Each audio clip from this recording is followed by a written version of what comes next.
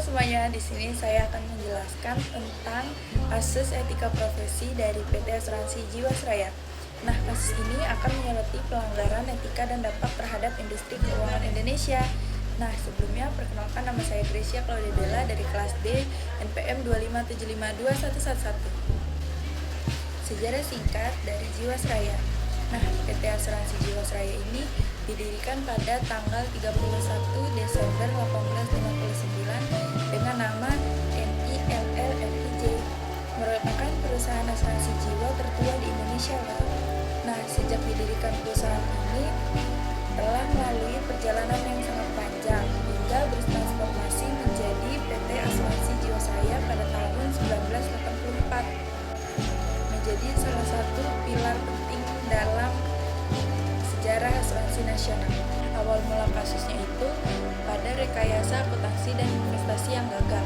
Pada tahun 2006 mulai terungkap praktik window dressing atau rekayasa laporan keuangan yang dilakukan oleh manajemen Jiwasraya.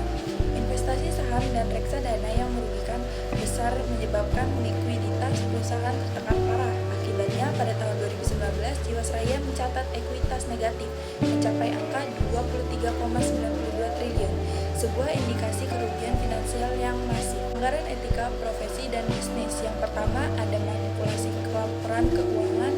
Yang kedua, ketidakmampuan membayar klaim polis yang jatuh tempo senilai 12,4 triliun pada tahun 2019. Yang ketiga, pelanggaran kode etik. Yang keempat, perspektif al atas menggarisbawahi bahwa etika bisnis harus dilandaskan nilai moral dan agama, menolak praktik yang tidak berintegritas. Dampak sosial dan ekonominya, penurunan kepercayaan publik. Kasus ini mengguncang kepercayaan masyarakat dan investor terhadap industri asuransi dan pasar modal secara keseluruhan, menciptakan keraguan akan integritas sistem keuangan. Kerugian negara dan nasabah.